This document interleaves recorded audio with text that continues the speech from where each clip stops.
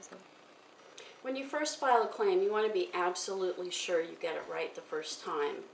All the information is on the website, vetwow.com, that you will need to have in your claim, and that would be your diagnosis, the nexus or link to service, which would say from your doctor that they've reviewed your medical charts and it's their opinion, more likely than not, 51% or more, that your PTSD or depression or anxiety, whatever it is you filed for, is a direct result of military sexual trauma or personal trauma, however you want to phrase that, while you were on active duty. The third thing is the evidence, which is the VA Form 210781A, which we have a sample on the website, as well as the link to the form itself. That needs to be filled out exactly as it is in our sample. So you want your information to be put in there, and don't get creative. People have been stuck in the system for decades. If you don't get it right the first time, you're probably looking at another 2 years before you're going to have your claim looked at again and have a decision. And at that point, it really gets messy because the entire system starts using a different criteria on whether or not they applied the law correctly versus if you have the right content in your claim.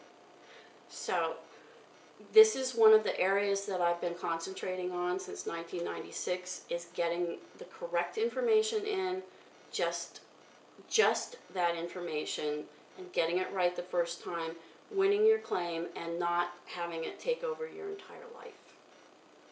And not every veteran service officer is going to know how to do this, right? Right. MST falls outside of the typical VA veterans claim.